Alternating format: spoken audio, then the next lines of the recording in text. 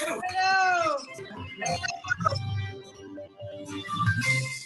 So, This program is brought to you. hi, how are you, Marianne? Good. Good.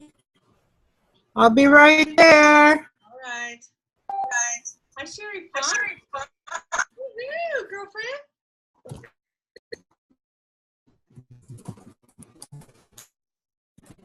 All right. Welcome.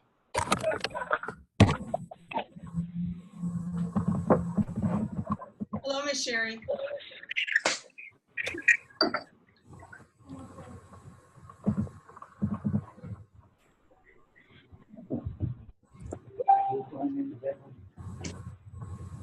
Gonna meet.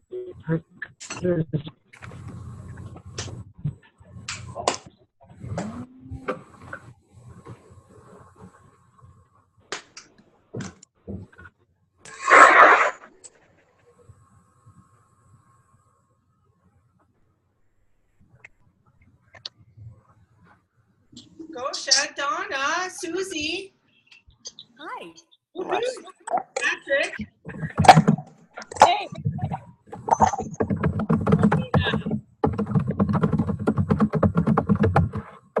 Pierre, we got Pierre.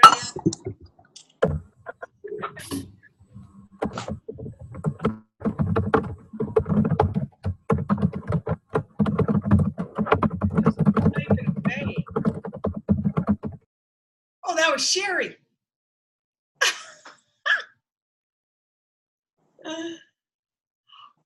Oh.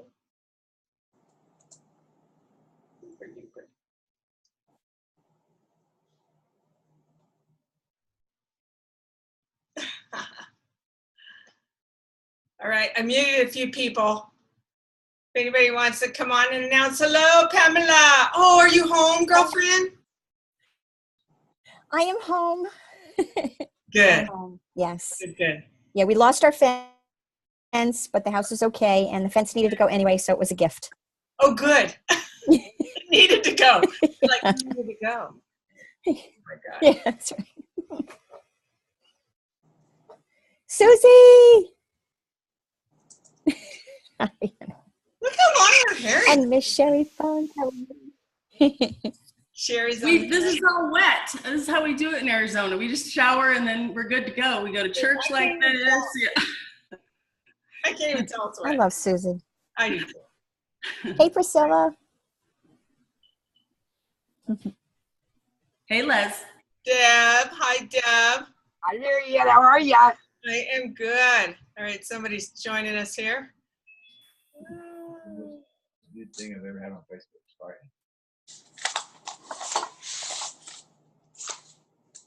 All right, we're filling it up here. This is good. Is Lanny here yet? Lanny's there. No. Somewhere. Where is she? Oh, there she is. There she is. Lanny Lou. Lanny Lou. Is I'm it? here, but I have a phone call with Scott and Darlene, so I will be for a little bit of a delay here. Oh, I love you guys. Love you too. Love you, Pamela. Love you.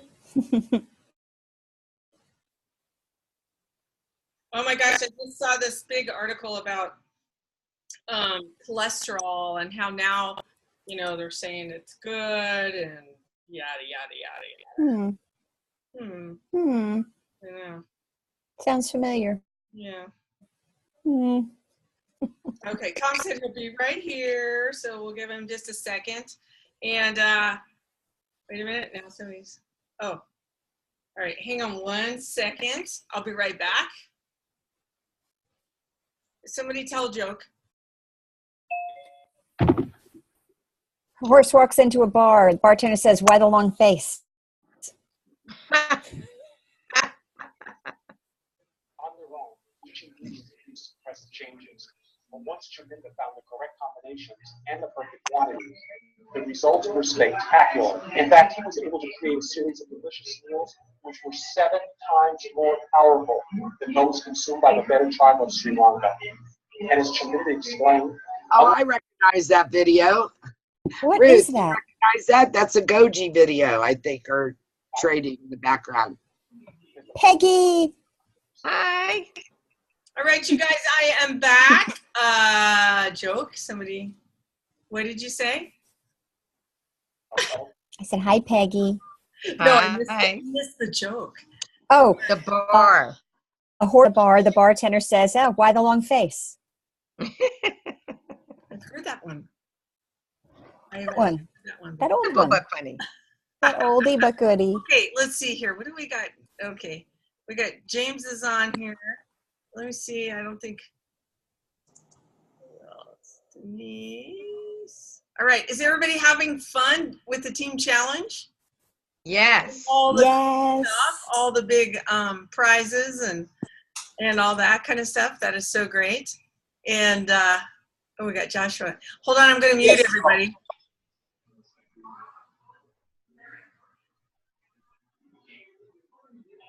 Okay, I'm unmute. Okay. I can hear James's thing echoing in the background. James, can you mute that, please? He's telling me to stop telling him what to do. But anyway, so I've been, oh, you like my bracelet? Isn't that cute? My husband gave me this one. So, oh my gosh, I can't, okay, these other two are from Longevity people. So it's very nice of them. And I don't know. I'm having a lot of fun with the team challenge. I'm actually the captain this time around. Sherry's on my team, which is so much fun. And so we're having a really good time. James is on there. And who else is on there? Oh, Glenn, Farmer Glenn. And also, Bob Phillips. I don't know if you guys know who he is. Once in a while, he's on some of these calls and everything. But, you know, Longevity never really did these kind of contests. And so the fact that they're doing them now and the fact that we're all participating, it's just so much fun to kind of see everybody and pat everybody on the back and just being a part of something, you know, that's bigger than just your little group. So I want to compliment all of you guys for getting on and for doing that and for being a part of the group and part of what's going on. And, you know, 65 and a wake up, I go through there. It is taking even longer to read through all of these great interviews, but I just learned something, you know, every time from somebody, a little tip or something that, you know, so maybe a question I never asked before or something that someone found out about somebody. Today I had a little interview with a lady who was, she's an engineer by trade, and then she became a pilot for 7 years, and now she is in real estate. And I just thought that is 3 very interesting and very distinctive type of careers. And I just found it fascinating having a conversation with her and learning why she left being a pilot at the time that she did. Okay, so my Facebook private. Oh, Brenda, I'll have to look and see. Very diverse careers, exactly. I mean, the fact of being an engineer and yeah, they're all very different. She seems like she really likes what she's doing now, so that's good. And a lot of people here in Colorado, the real estate obviously is really booming. So anyway, but asking these questions, I find it fascinating for myself when I'm asking questions. And so when I you know, ask somebody to tell me about themselves, and all of a sudden it becomes very diverse, right? You're trying to ask questions over here, like, you know, she has another half, right? And so then I said, oh, so is he still your other half, or are you guys currently married? She's like, no, he's still my other half. And so then I kind of wanted to go down that path too, which I did. I found out about him as well. But what I'm finding is it's just like all of a sudden I start getting so fascinated by all these different things that I never thought about asking people before, and kind of going down that path, and then just finding out more and more. And then by the time you get done, they're just like, well, I guess I have to go. Like, they don't even know what just happened to them. They've spilled their, guts to you. And it's just really interesting to me. And so I hope you guys are having fun. It looks like most of you that are on there, and I'm seeing people, having that, start-stop syndrome and coming back. And I just commend you for that, to just keep sticking with it. And those of us who have been doing it for a really long time, and many of you who have graduated, which is exciting. And I'm working on the Eric Worre tickets. So I've sent the information over, waiting to get that information over. I know that'll be so much fun. And so hopefully you guys are starting to book your flights and hotels and what have you. But it's if you haven't been, you got to go. And those of you that won the tickets and it's going to be the first time, it is just going to flip and blow you away, especially the men's, or I don't want to say men's, but the huge group, they have the women's, which is a little bit smaller, a little bit more intimate type group. But what this does for me, this Eric Worre event, is it gives me confidence in this profession. And so, you have that belief triangle, right? And it can be, there's a lot of belief triangles, but what I say is, what's your belief in yourself? What's your belief in the company? And then what's your belief in the profession? And so sometimes we may have a really high belief in the company, but not as high a belief in ourselves, right? Or not as high a belief in the profession. People who flinch at, oh, is this network marketing? If you flinch at that question, then you might not have as high a belief in network marketing. And so how do you raise that belief? By reading books or going to these type of events. And then you start seeing and you're like, what was I worried about? And when, now, before I would just choke up, I wouldn't know what to say. And now I'm like, yeah, it is. I'm proud to say it because I know what this profession has done for so many people, and for the people around me, and people, in our lives, right? And so I have a very high belief in that. And then, going to the conventions, right? That's how you get a high belief in the company. So somebody who maybe has never been to, to the corporate office, or, they just have gotten into the company, how do you get them to have a higher belief level in longevity? And you've got to go to the road shows. You've got to get them to these events. And that's what this is all about. I was, since I guess I'm the only one here right now, I'll go through this. But anyway, part of the 7 steps in the Eric Worre, right, is getting people to events. And so he did a training one time. I watched this video about getting people across the line. And I think I've talked about that or shared that with you guys before. But it's like when you get somebody to cross that line, right? You get a new person in, and then they cross the line of maybe making a little bit of money, or maybe going to a convention. So he was talking about how to keep people in. And the faster you get somebody making money, the percentage of diversification of what Denise was talking about, there's, I think it's like an 80-20 or whatever. But to get somebody in and get them to be making some money, you've got 80% chance that they will stay longer, that they'll stay, that they'll keep in network marketing. And so getting those belief levels up. And yeah, we're going to, Pamela, I'm glad you said that. So we are going to start training. Pamela is going to be the lead on this, and I'm going to help her when she needs me to. But we're going to start going through the Eric Worre Go Pro study for here on Tom's. We're going to do it here or on Mondays? On Mondays at the same link. I see what you're saying. Okay, on Mondays. All right. And I think this was probably one of the books that I read that was one of the turning points in my career. Going to the Eric Worre, obviously, was another turning point. And so each time I'm just raising my belief level. And so going to the third party, like we talked, reading the books, and then also going to the conventions, because that raises your belief level. So if you can get people to conventions, or you can get them to the road trips, or the road shows or any of the other events that are happening around the country. And I don't know if you guys have been on the meeting locator.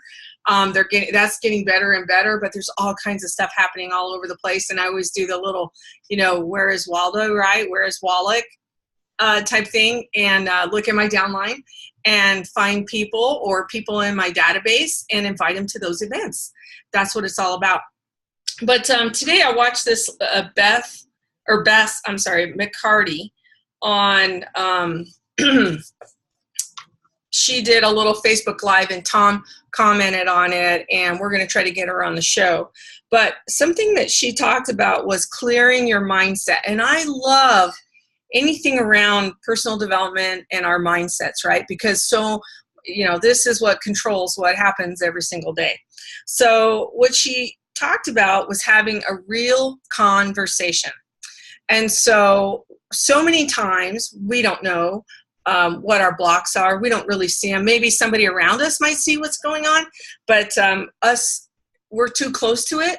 And so sometimes we might need to step out, ask a coach or ask some other peer, in our community to kind of help us figure out a block. But so what you want to do is you want to identify that block. So one of the things, okay, just as an example I'm going to use is Tom had me, I check his bank balances every single day. And for the longest time, I'd completely forget. I'd have alarm go off. I would eventually dismiss it and forget to do it. And he's like, what is your block there? And I was like, I don't know. What is my block? Why can't I look at these bank accounts and give him what his balances are, right? And so I kind of went through my mind and I was like, well, I have a real, belief level in money, right? So what's my triangle? On belief in money. And so why was it making me nervous to go in and see what his bank account balances were? Because mine weren't that high, because I'm like, it scared me. So I started reading all these books about money. Because I told him, I said, I think I have a block and I'm not exactly sure what it is. And that was 2 years ago. And so now I have no problem, zip in there, send him the balance, and it doesn't affect me in any way. So think about what she talked about was the feeling behind the block. What feeling, what emotion did I have behind the block of not being able to go in and check the bank accounts? He goes, it's simple enough. And I said, it is. And it doesn't take me any time at all. But why did I keep forgetting about it? Now I have a contest with myself to see if I can get it in and send it over to him before my alarm goes off. Because my first alarm goes off at 8:30. And so my goal is to get it done and get it sent over to him before my alarm goes off. And so anyway, so what was my feeling behind that? I had some insecurity. Money scared me, all different kinds of things, right? And so once you figure out what's behind that, what's the feeling behind it, then you can resolve it, which I did. And so maybe it's, starting on the 65 in a wake up. So you're like, well, shoot, I just keep watching and watching and watching, and I never really start. So what happens when you think about starting? What pops into your head? What emotion is attached to that? Okay, and then here's what's so crazy is you can do this in 5 minutes, and as soon as you figure it out and you have that awareness, it's gone. The block moves on. Now, some times there's layers and layers and layers, right? So you figure out one thing, but then you find out there's something a little bit deeper, and then you got to figure that out. And you might have to go through, talk about the onion. You might have to peel back the onion for a while and figure that out. But each time you peel one, piece of the onion back, then all of a sudden that just kind of falls away. And now you work on something else. Oh, alarms work for me too, right? And I use them daily. My alarms are going off all the time. Just to keep me going. Creating a habit that will overcome that shortcoming. Yeah, that's a great thing, a paradigm shift. Put a different habit in that place so that it's not like you're so many times we get into this whole thing about change. Well, in order for me to be a better person, I got to change this, I got to change that. And so maybe it's not so much about being a better person, but maybe it's just about being on time. That you're setting some standard with yourself that because you're late, then you're not a good person. You're always showing up late and apologizing and coming up with a million different excuses. Is anybody on here a circle? We went to convention, right? I'll be there at 10-ish. That's all there is to it. But now that I understand myself better, I know I'm not a bad person because I'm late. It's just kind of an inherent, what do I want to say, personality trait, right? Because I love to hug people. Some people don't like to be hugged. And that doesn't make me a bad person.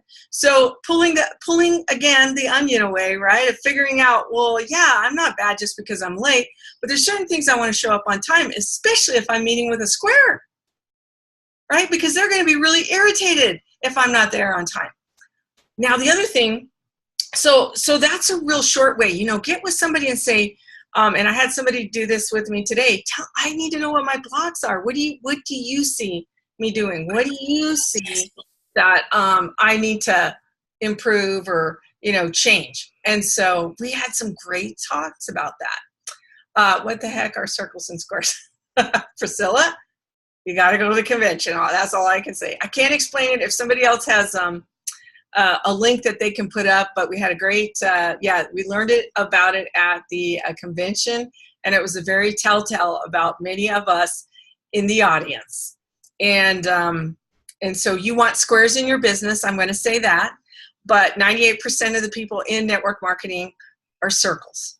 And so what I've said is I've had to overcome some of those traits that appear because I'm a circle. So yeah, and so I can't remember her name, but if somebody puts the link up there, if there's some link to her talk, it was very good. But the other thing I wanted to talk about was that I listened to Tom Chenault. Oh, is Tom there? Tom, are you there? Yes. Oh, okay. Did you want to jump in? You are killing time. What? You're killing time waiting for me to get here. You did a beautiful job. Whatever. Now you're trying to compliment. Okay. Now I'm trying to compliment you. Well, it's not working. Okay. But where are you? Oh, there you are. Okay. Well, you get on with your stuff. Okay. But can I say one more thing? Yeah. Before I give it over to you, Glenn reposted Alex Tice's training about finding the perfect business partner, and I highly recommend you watch that. Okay, it's your turn.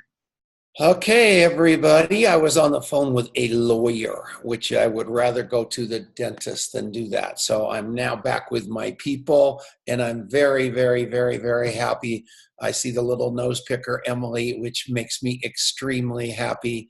And we are all gathered as one. So anyway, life is good. And I want you guys to, so we've got plenty of time to talk about all the things I want to talk about. One of them is the team challenge. And if you aren't on a team, I'm really, really sorry about that. And we're gonna make sure next year we're on the front edge of this, or next month, or whenever he does it again, so nobody on this page is left behind. But at the end of the day, it's working like a charm. Tomorrow they're going to have some drawings, and then on Friday the drawings are all going to be inside of the 65 and a wake up group, which shrinks the numbers down immensely for you guys to win stuff. But for you to win stuff, you got to be in the drawing. And so to get in the drawing, you have to accomplish certain skills and certain sales tonight before you go to bed. So I don't know if you're going to watch Game of Thrones or whatever you're going to watch, but fire that TV. I am telling you, punch that TV right in the face and go get out there and start following up on these people who told you they want to buy something. You've all been doing the copy shop interview. You've got those people completely where they want to be, whether it's David Allen Capital, whether it's the teleservices, whether it's the bundle. What all of it is what all of it is. But I want you to know that this is your chance, every one of you, to win something and have some fun with this thing. But so team challenge, huge. Scott Fardulis is doing that weight loss thing because they are such copycats on 65 and a wake up. I am so excited about that because they are posting every day on weight loss and excitement. And I think it's fantastic. And you know what we're all doing? We're all getting in the game on so many different fronts. And I want you to get in the game on every front that you can to be the best human being you can be. So what does that mean? That means learn everything that goes along with 65 and a wake up, 2 interviews a day, 1 3-way call, the brick rank, the foundation rank. If anybody is not understanding every word I'm saying, post it, because it's critically important that you know what's going on. Another thing that's critically important is every one of you, Pamela Schwartz, James Earl Moore, every one of you. I was thinking, I was looking for my little buddy down in the Philippines. He's there, honey. So here's the deal. Catch people doing things right. If you don't have any sales associates in your business yet, recognize your customers. Once you start getting some customers, recognize your sales associates. Once you're a sales associate, you've got 3 people, you're going to recognize them. All of a sudden, it just starts lifting, and you become this recognition machine. And if you saw what Luis Ariaza posted a couple of days ago about all the people that won things at the convention, it will blow your mind, because he is the king of recognition, because he knows people will do anything for recognition. He gives them t-shirts. He gives them hats. He gives them everything to let them know how important they are. And I went to his house for dinner on Friday night. And he said, come up to my house. I've got my 5-star circles of honor all coming in for dinner. And I thought, that's going to be a small, intimate dinner, 50 people. And the reason there were 50 people there is because, and they flew in from Mexico, they flew in from all over the country. The reason they came is because they were being recognized by the great Luis Ariaza for becoming a 5-star circle of honor. And you know what came out of that for me? Was watching all those 5-star circle of honors becoming Luis Ariaza's. And so my goal here is to have every one of you become this great, and I don't want to say Tom Chenault because that would sound arrogant, but I want you to become Tom Chenault. I all want you guys to do what I do so you get what I've got.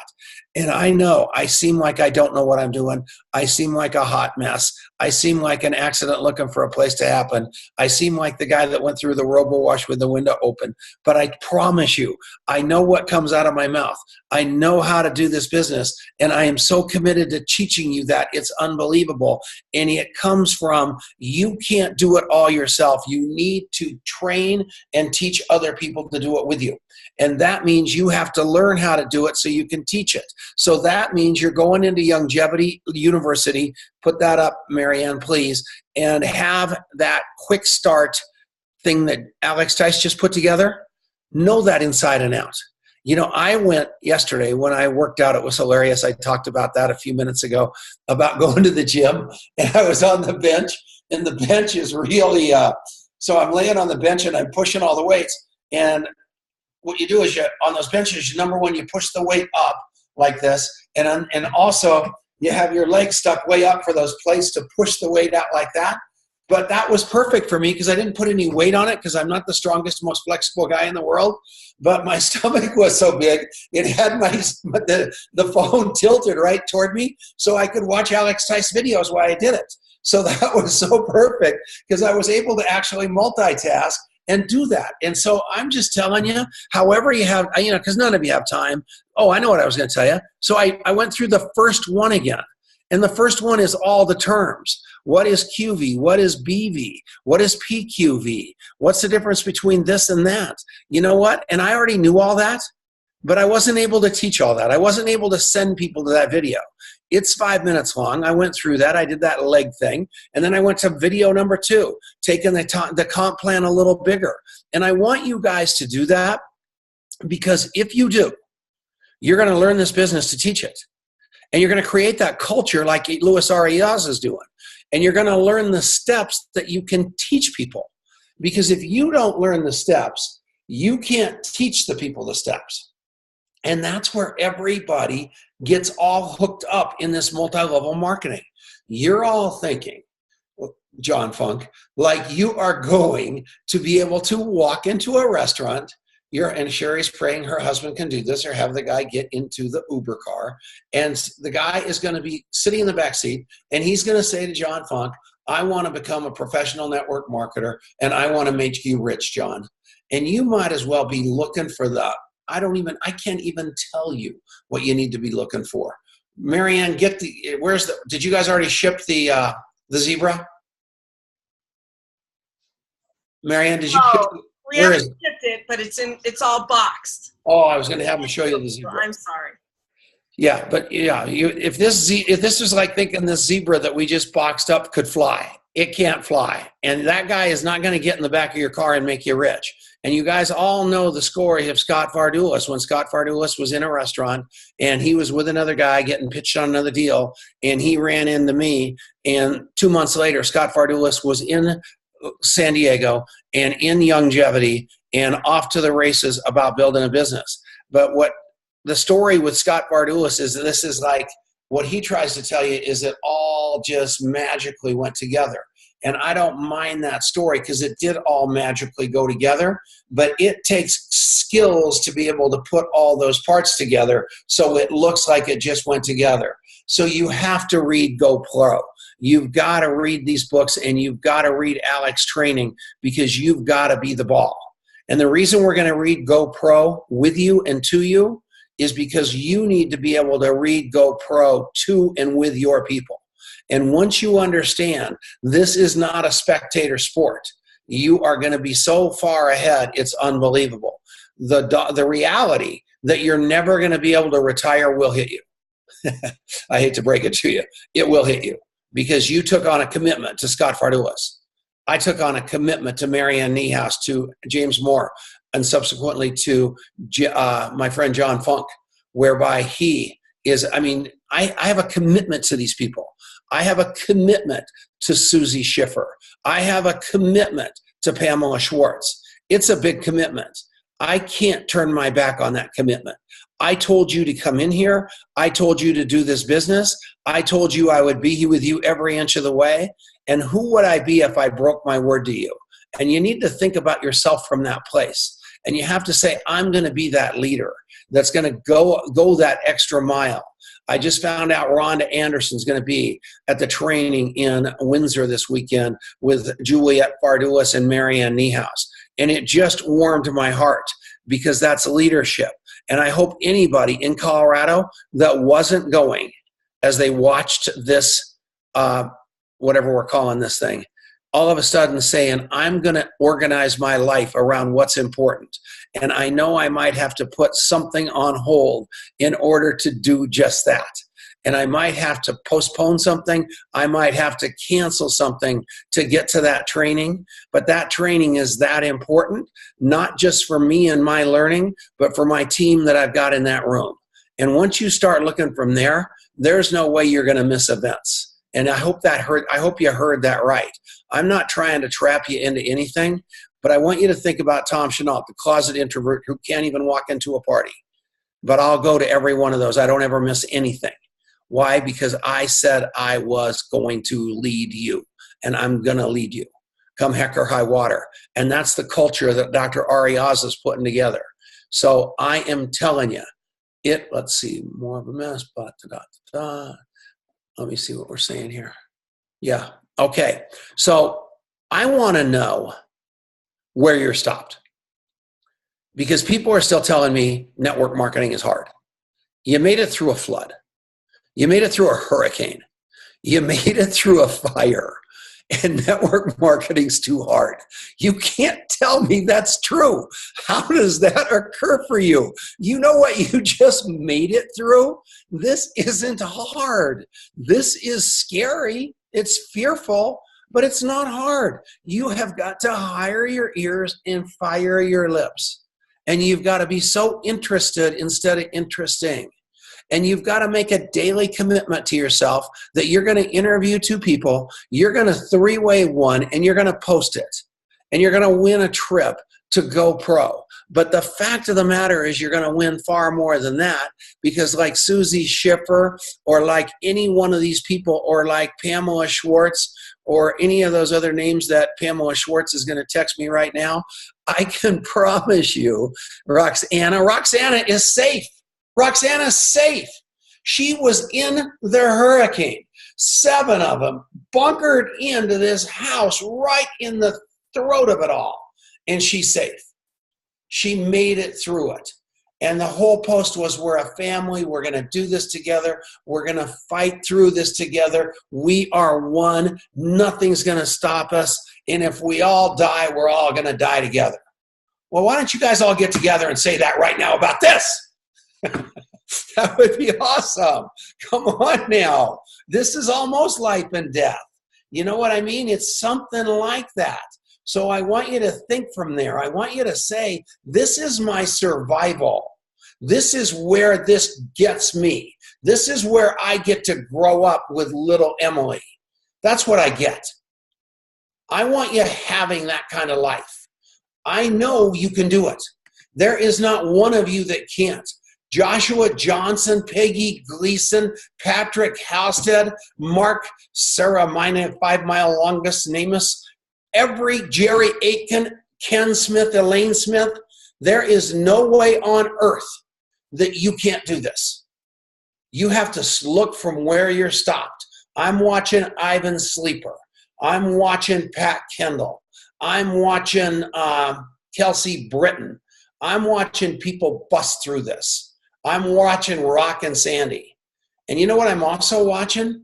Is where circumstances stop people from doing this, where they decide that it was too hard. And I'm going to wait a couple of weeks and I'm going to go back to them. And I'm going to say, why did you stop? It got too hard. I didn't have the time. Why? Was it not working? Did you not have a bunch of names on your list and a lot of people popping up? Yeah, but I didn't have time. I got bored. You were rude to me. You didn't post on my, something went wrong. And I'm going to say to you, you know what? You can't trip over those mouse turds. You got to bust through it. There is no date that it's no doubt that it's going to be hard, but you need to ask some people. You ask Lorette Willis. You ask Colleen Richter. You ask Lorene Williamson. You ask John Funk. You ask Pamela Schwartz. You ask Roxana. You ask Marianne Niehaus. How did you do it? And they're going to tell you. What did Sherry Funk say?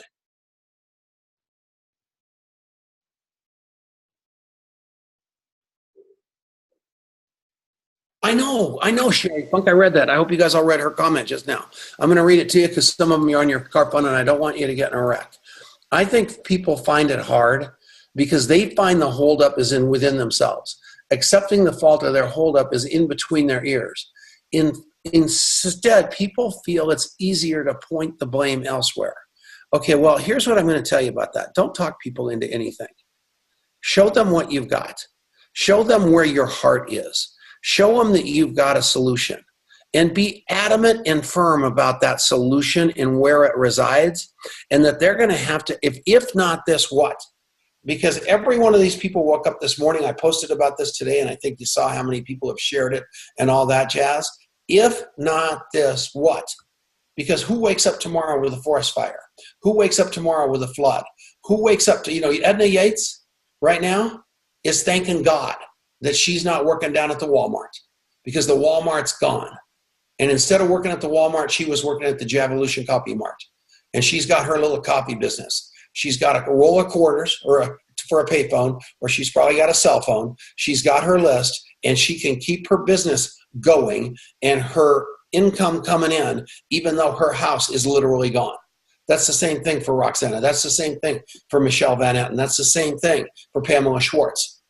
Your business goes on even if you are out of business for a little while due to circumstance outside of your whatever. And here's the deal.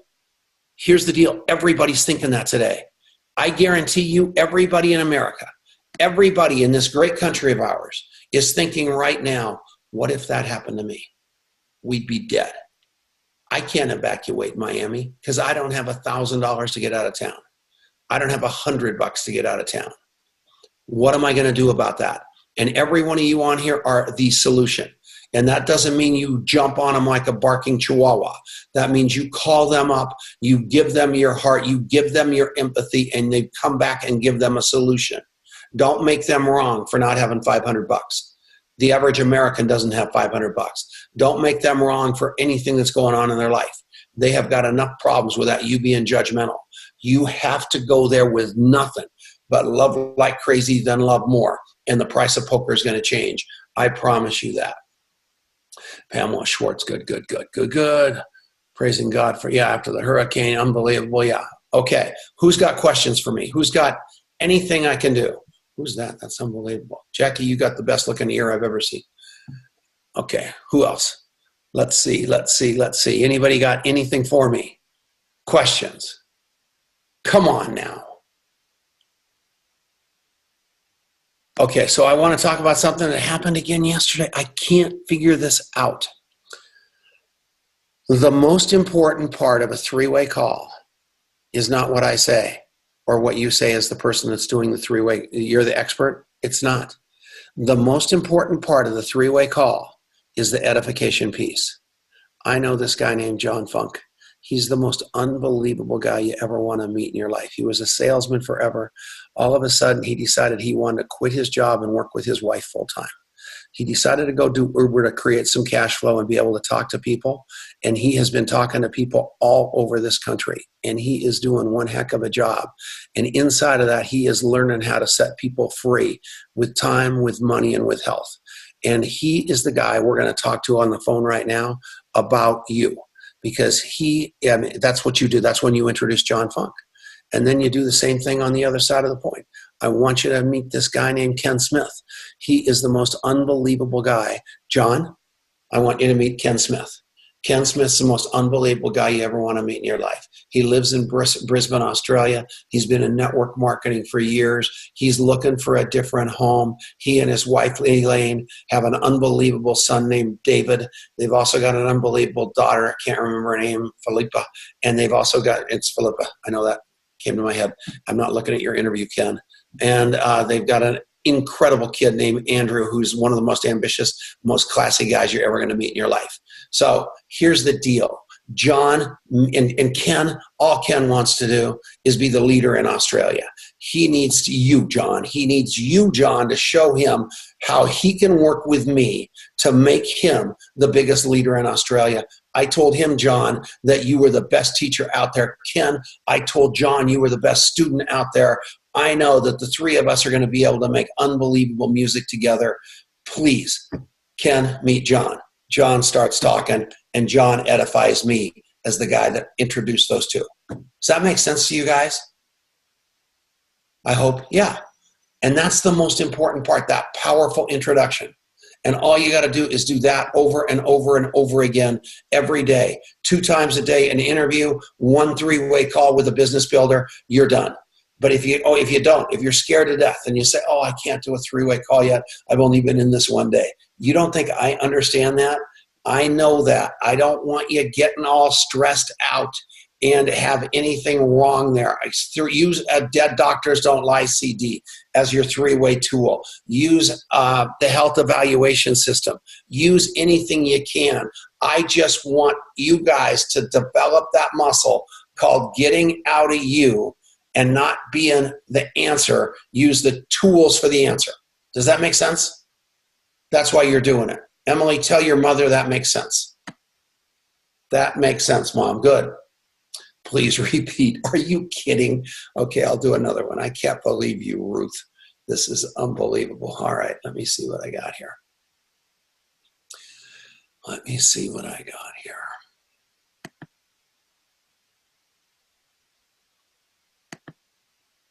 Okay. How am I going to do this now?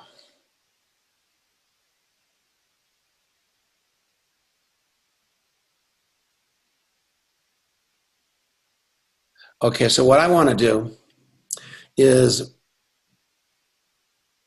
I have sent the copy shop interview on Lanny Sharp over to Marianne Niehaus because Lanny was sleeping.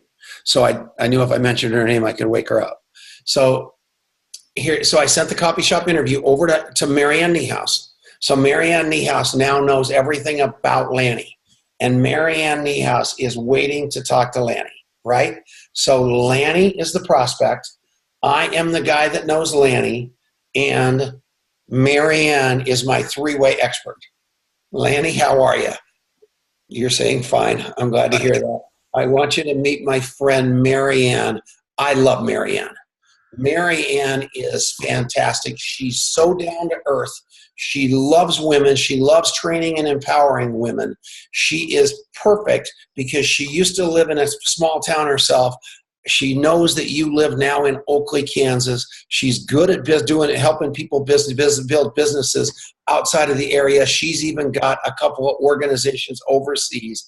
I was telling her your story, Lanny, and she wants to do business with you so bad.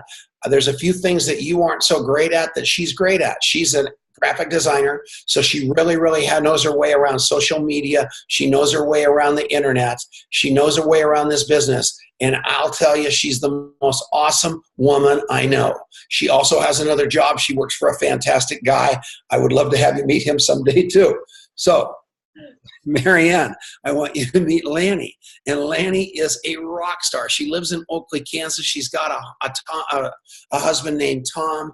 They've got 3 children, and they've got 9 grandchildren, and they just follow those kids all over the country. She's the most dedicated woman in the world. She just wants to build a serious business, and she wants somebody that's going to be with her every inch of the way, that's not going to abandon her in times of tough times. I was telling her what a survivor you are, what you've been through, and Lanny said, I want to meet her, and it's ironic because you said, I want to meet Lanny. So here we are together on this call. Mary Ann, take it away. So then Mary Ann starts talking to Lanny and tells her all about what Lanny wants to buy, because Mary Ann's got the coffee shop interview in her hand. So instead of just throwing up on Lanny like everybody does, Mary Ann is speaking straight into Lanny's listening, because we know what Lanny doesn't want to buy. You know, if I told Lanny that she had to do meetings at 8 o'clock at night, we'd lose her because she goes to bed at 7. So it's that simple. If you want to catch a mouse, you guys, you have to think like a cheese. So make sure you're selling them what they want to buy. Can you do that? Isn't that exciting, Ruth? Please don't do it one more time. Get it? Oh, okay. Well, no, what I want to say too is because usually when I start out a 3-way call, then after you've done, people have done the edification, I just say, oh my gosh, Tom must think the world of you, because, I don't get to talk to a lot of people, right? And so when Tom bringing you to the table here, that means a lot. And then they kind of get it. Then they're more like, wow, that's impressive. And how many of you say this all the time? I can't reach anybody in my upline. I use Mary Ann for 3-ways all the time. I use Pamela Schwartz. I use Lanny. I use you people. I use Ken Smith. That's what I do. That's my job. You don't have to, it doesn't matter. It's the third-party expert.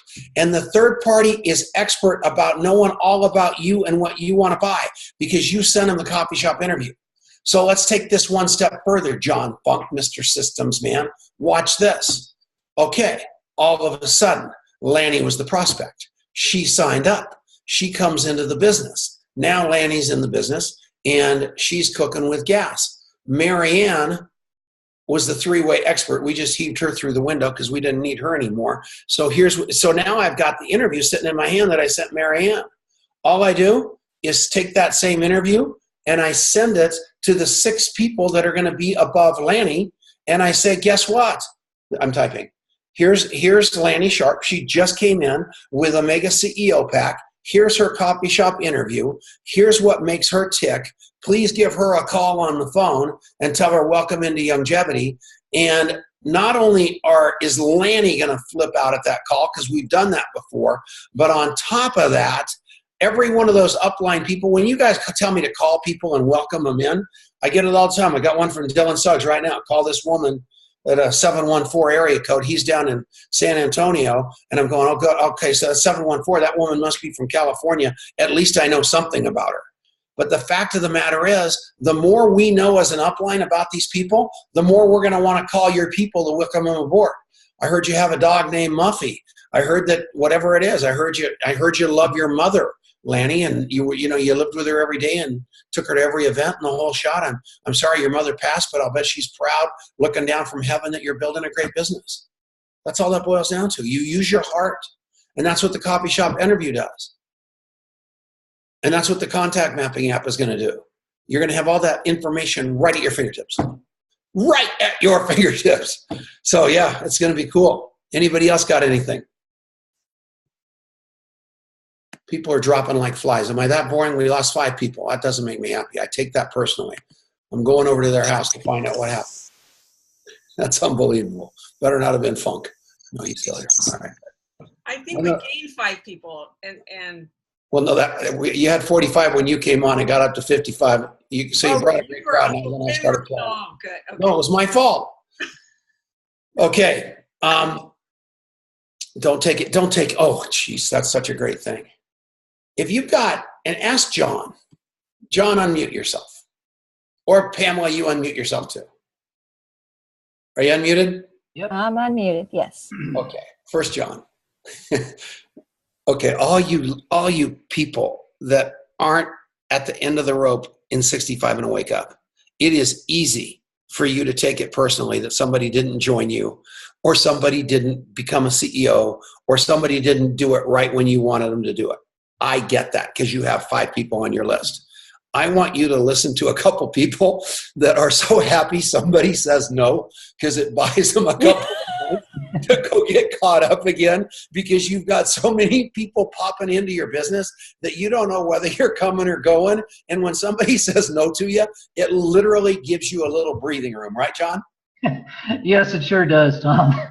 It's amazing. I mean, I talk to so many people doing my Ubering stuff, and I actually do follow-ups with that Uber too.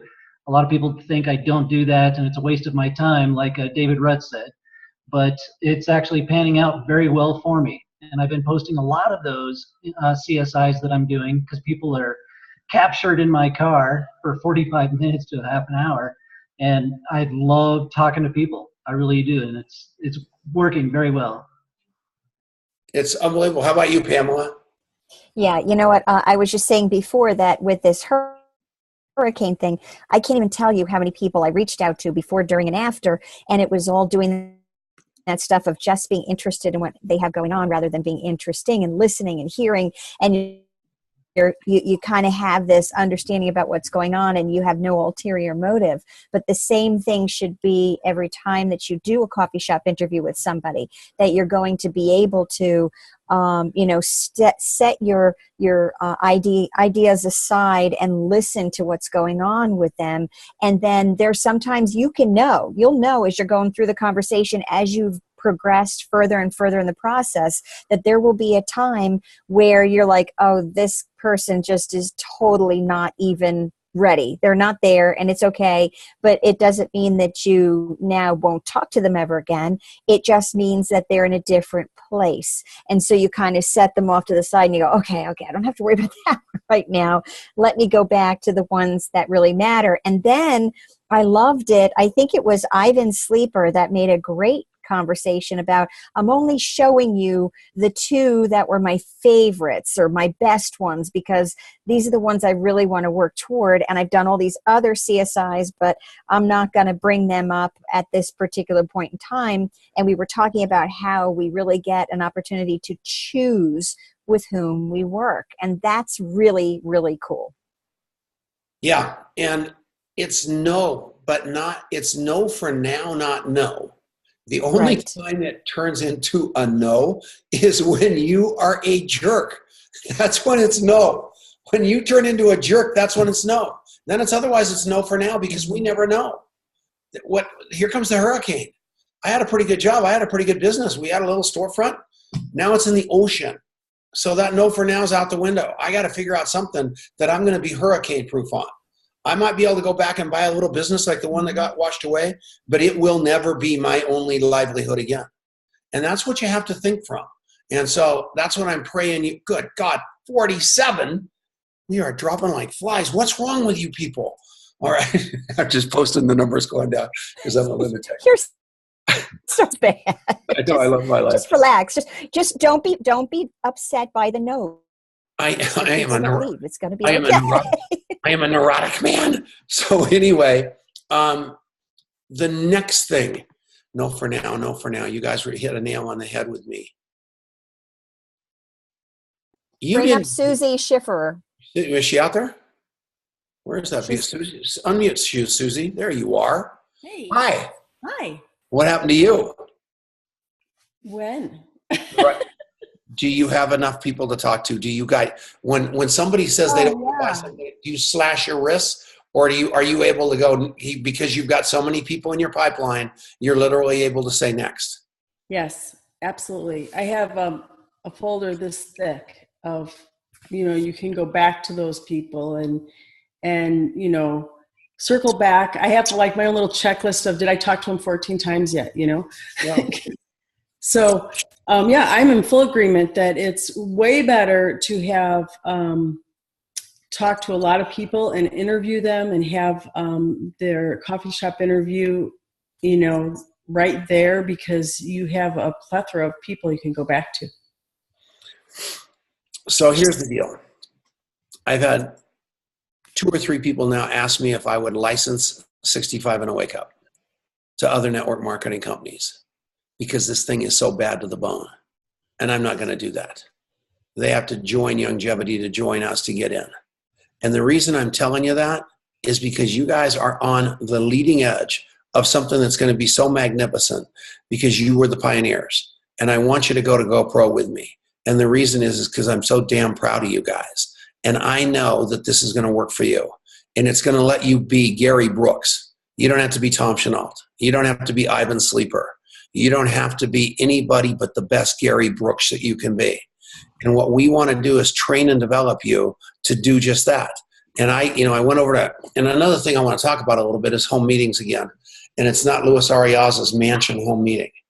It was Marinko and his wife Diane that took Denise and I to their house on Sunday night. And we went over there, and they were worn out because they'd been in their backyard weeding all afternoon. Because you know how you don't even see the weeds in your yard until people are coming over, and all of a sudden you're going, holy shit, look at all. That's what happened to them, I think.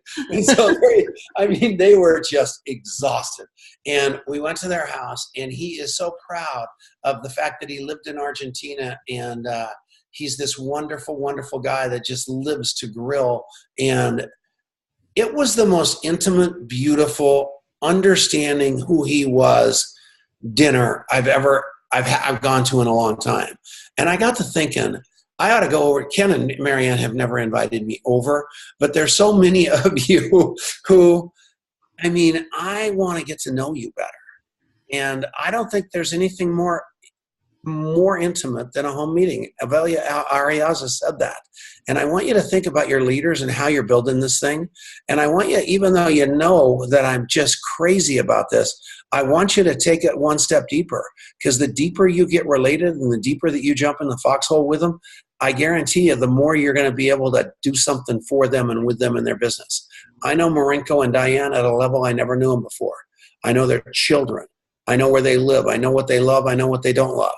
And I tell you, the more knowledge that all of us get like that, the better off we are. So let's roll it through that. Let's make it like that. So we've got 5 minutes. Has anybody got a question I can answer? I'm so sorry I was late. That's not me. I don't know that I've ever been late for this thing before. I think this is my most important call of the week. And I only want to make it better. And we're doing this presentation school down at the, who was there? Anybody that was at presentation school, I want you to pop on. Of course, Marianne's raising her hand. She just loves to talk. Come on, Marianne. Were you there? Are you going to unmute yourself? Of course I was there. Talk about it. You know what I loved about it, because we told our stories, right? We had like 90 seconds, but the commentary afterwards by Tom was really what became really powerful, because he took what we said and then made it sound really, really good. Did you guys feel that? James was there. And the other part of it was those of us that started out in the very beginning telling our stories, and then you could see how everybody was taking a little piece and making their story better. Did you notice that?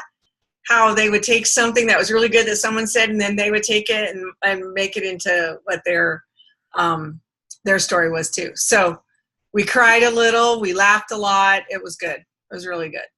take a great story and make it better. Yeah. I don't know if you guys read the post about the nose hair, but it probably, you know, it was a great story, but get good at making great stories better. You know, just, and my kids call it Tom Tall Tales.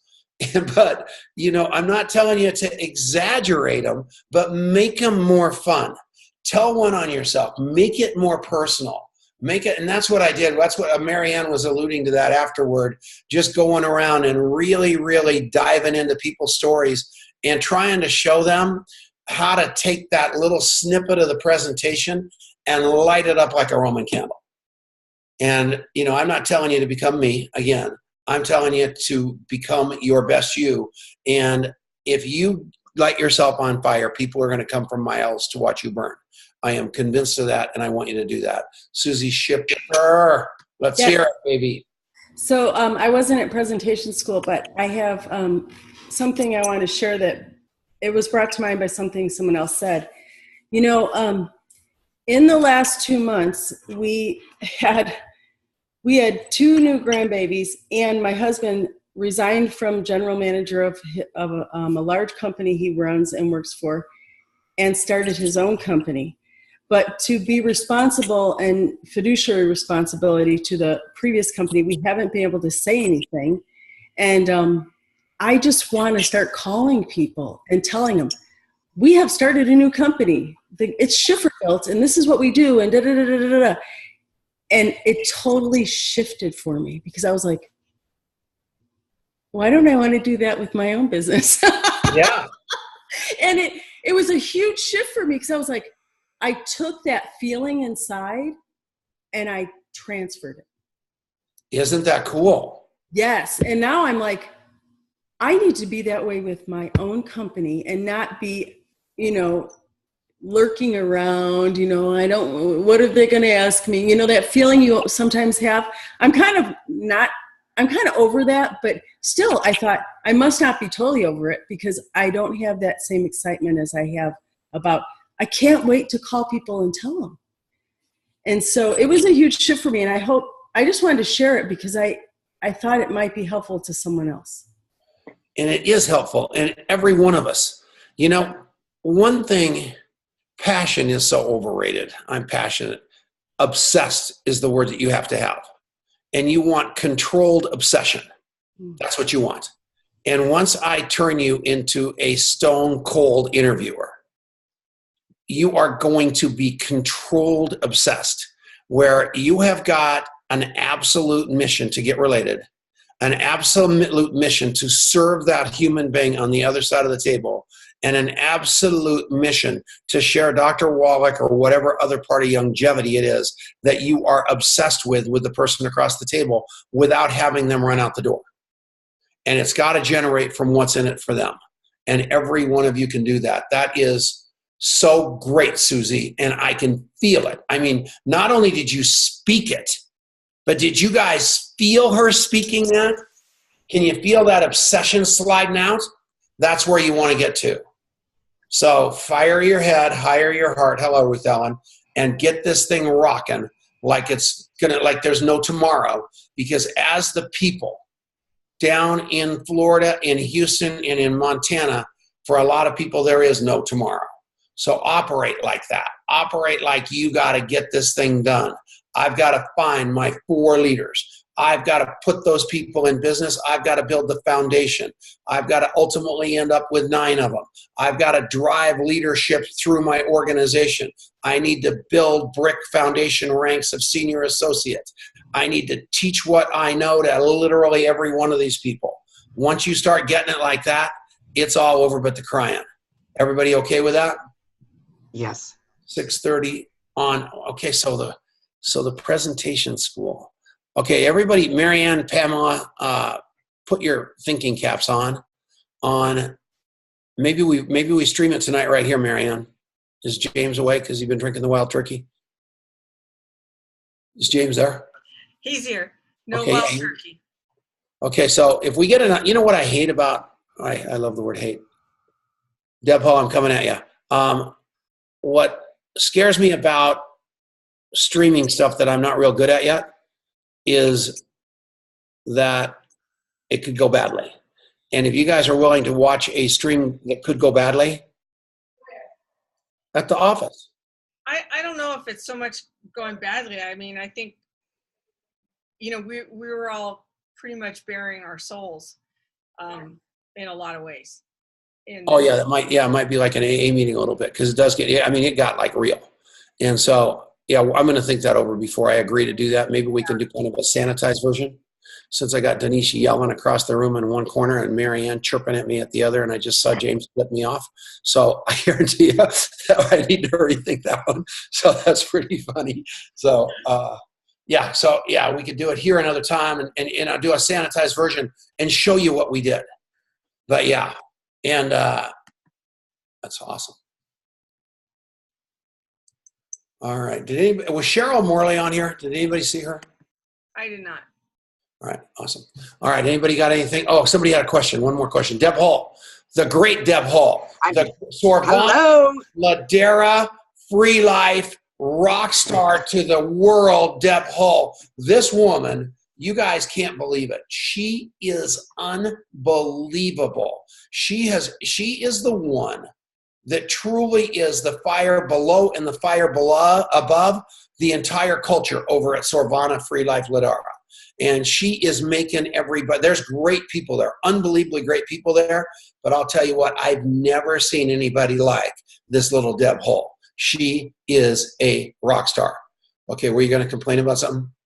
Oh no, I'm so excited. I'm speechless, and my phones are still ringing for the team challenge. I think our team made it in. My question might be a little bit silly, but I need edification. Hold on. Gina, I'll call you right back. Okay, so anyway, on the three-way call, now I did the 65 in a wake up, and I did really, by the fourth day, I couldn't stand it. I wanted to get up and do it. You know, it was so addicting already.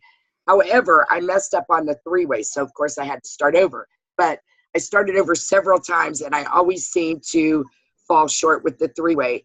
And one of my team members said that a three-way includes a tool. I don't know if that's right. And the other thing is, I do lots of three-ways all day long for other people. Does that count for my three-way, or does it have to be with one of my prospects? Okay, so there's two conversations here that are really important. Yeah, that's me. No, there's like three actually. Number one, when you're brand new in here especially, you can use a tool as your three-way tool, because I do not want anybody stopping. You are scared to death. James Moore is scared to death. He's sitting right next to John Funk, who can do three-way calls all day long. You got two human beings standing right next to each other. One can, one can't. And you need to know which one of those people you are. So at the point that you, Deb Hall, you've got to do three-way calls with human beings, and you've got to do three-way calls with people that are your prospect and somebody to help edify, because you've got so much game that people let you off the hook all the time, and you're so good, you get away with that. Oh. And I'm telling you, I need you to send Marianne Niehaus your mailing address right now, and I'm going to send you a copy of a book called Edgy Conversations, and it is going to change your life, because John Funk's nodding like crazy, because what that's going to do is rip that story of good enough because people tell me how great I am out. And you'll never think another day in your life of not doing a powerful three-way with another human being, reaching up to them again. And there's going to be days when you can't do it because you had so many things going, and you had a three-way with a tool to stay active and alive and posting in 65 and a wake up. I get that, but don't you dare sell yourself short. Don't you dare look for the easy way out. You're way, way, way too big for that. Now, the other side of the coin, your people. You have got to play them where they are. Some of them couldn't do a three-way call with a human being if their life depended on it, and it might be 2 weeks before they can, but they can send people to the health evaluation system, which is askdenise.com or something like that. And that's where they are. They can send a Dead Doctors Don't Lie tape. They can give a Beyond Tangy Tangerine or a Rebound out. They can do that. And for them, that's as much as they can do. And if you ask them to do any more than that, because this is brand new for them, you might just push them off the cliff and they'll never come back. So I'm not scared of you because I know what you've got in the tank, but you've got to be completely cognizant that everybody's not you. You got to play it where it lies, and you got to pull this out of people. You got to train and develop it. They weren't born that way, nor were you. You've got to develop it. Does that make sense? Absolutely. And I remember being so afraid to get on the phone, like right now, I would literally throw up. And now I'm, nothing bothers me, but I get it. Lots of sense. And thank you so much. And you guys have to understand something here. I am a Myers-Briggs introvert. I did not ask Denise on a date. I was obsessed with her for 3 years, and she'll come in here and tell you that. But I was scared to death that she was going to go, what? I thought you just liked me and you want to date me? You're 15 years older than me. You look like a moose. I'm dating all these movie stars and you want to go out with me? You're out of your mind. That's what I thought was going to happen. So I never asked her for a date, ever. I just completely copy-shopped, interviewed her until it was nauseating and kept becoming that human being that she couldn't live without, especially around her 6-year-old son. And sooner or later, I was the only choice. But I never asked her for a date. I knew what she was going to say yes to. I knew what she was going to say no to. We did things she wanted to do. That's what I did. And I'm telling you, I do the same thing in network marketing. I set every conversation up so I know they're going to say yes, and I also know what they're going to say no to, and I make damn sure I don't ask that question because I am scared to death of being told no to. Hey, Tom. Marianne? Oh. Marianne? What? Is that true? That is absolutely true. And it's hilarious when you know what's going on. And I have invited you to dinner more times and you have said no. Okay, so here's the deal. Yeah, that book was called Edgy Conversations. Mm-hmm. Linda needs, you ask them the question. Hey, Lanny, I need you to come on to a so how you doing, Lanny? I'm fine. What's going on? I'm married to Tom. I live out on a farm. I get up. You got to mute somebody, man. That's me. I Do get you up. want me to be speaking or not? No. So anyway, my name's Lanny. I get up at 4 o'clock in the morning. I do the hair on fire call. I feed the chickens. I do all the stuff. I have Tom. I have to make his breakfast because he won't get out of the lazy boy chair. I do all the stuff. I have to do the hair on fire call. I'm exhausted by 7 o'clock at night. I go to bed about 8 o'clock. That's what I do. Linda, this is for you. So what you would do then is you would call Lanny tomorrow and say, Lanny, I love this company named Longevity. You've got to get on. I can't believe how much I love it. We've got a conference call tonight. Dr. Wallach's going to be on there. Dr. Glidden, Dr. Ben Fuchs, and Dr. Kevorkian. You've got to be on this call. It's going to be at 9 o'clock tonight, and it is going to be the greatest call in the world. And Lanny's going to say no because she's going to bed at 8 o'clock. She already told you that. She told you the answer you were going to say that you wanted her to say yes to. She already told you she was going to say no, but you didn't listen hard enough, and you invited her to a call at 9 o'clock at night when she told you she goes to bed at 8. That's what the interview is all about. Does that make sense? Hey, Tom. There were a couple people that were asking questions. Ivan was one, and he was talking about fears. And then Hanny was also mentioning how she is terrified of doing the 3-way call. She just needs to practice and get it done. And Peggy Gleason doing the same thing. She does them for her team, but hasn't really done them for herself, although we did one today. And so, this is universal. These are successful people that still have those same apprehensions going going on. There's Gavin. That have the same apprehensions going on. And so we want everybody to understand that but if you listen, remember 2 ears, 1 mouth. So we have to listen twice as much as we are speaking. And when someone asks the question of how do we know what not to say, it's because you've paid good enough attention to those things that they don't like, and you don't go there in the conversation. Does that make sense? Most of you people go to church all the time. I mean, you guys are like a bunch of Bible thumping Christians that I love. Clear about that? And you know I've had the tendency to say a bad word once in a while.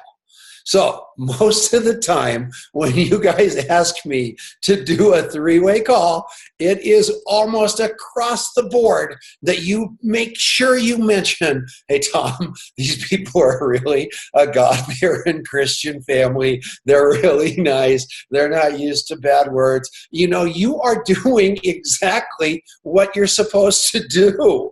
You know, Tom, don't say bad words. You know, that's what you're going to run them out the door. I want these people in my business. And if you say a bad word, they're not going to stick around. That's all this is.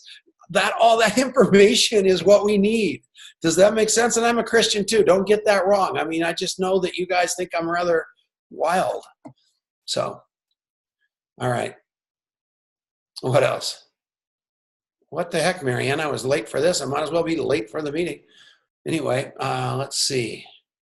Yeah, good deal. Good job, Ruth. Ruth. Good.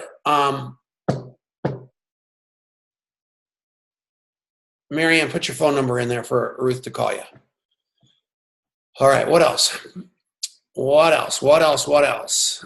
I love you guys. Anybody? And the reason I want Ruth to call Marianne is because I want to give her an Edgy Conversations book. But the reason I didn't want to put the Edgy Conversation book out there and offer you all one for free is because we don't have any. So I'm going to have to get one of mine, which are upstairs. That has snot all over it, and it's just horrible. And I've been reading it in the bathtub, and it's this thick because it's all wet. And that's the book that poor Ruth is going to get. But the audio book is not anywhere. It's one of those books that's not anywhere close to the way the print book is. So I'm going to make sure Ruth gets one of those because I'm going to make sure the experience is good. So if you saw that whole weird thing going on right there, that's what that. So yeah, Marianne, you don't want his copy. Yeah, you do not want to come back in your next life as any of my books because I read them I read books like you've never, it's unbelievable. I love to read books. All right, who else? All right, my wife's yelling. Can you hear her yelling up there? Would you please come on? We gotta go. So it's probably time to go. I love you guys. Thank you so much for. Oh, I know what to say. Don't hang up. How many left? 38. Oh, I'm gonna shoot myself. Here's the deal. I was telling this to Steve Wallach. This Zoom and 65 and a wake up have brought me back to life because I needed this so bad. Because I needed to get back to basics. I needed to get away from all the white belted, hotshot puka shell multi-level marketers that we all hate. And I needed to get back to my people. And to be able to be living in this 65 and a wake up and right here and laughing and crying and dying and celebrating with you guys is the greatest gift I have had in so long. And I that's why I'm so committed every day to, and there's several of you that are doing that. And the reason I posted a couple days for you to go in, and John Funk, I've seen you doing that a lot. I've seen you doing that, Ivan. I've seen you doing that, Lanny. Pablo has been doing it forever. So many of you are starting to do it. Post in 3 people's comments. Just post something nice. Tell them you're happy they did something or you're sad something didn't work out. And watch the shift it creates in you because you're giving. Does that make sense to you? I love you guys. Adios. Night, night. Love you. Thank you. Love you. We love you. Bye. Bye. You rock, Tom. Tom is awesome. Love you guys. Huss. Tom Chenault.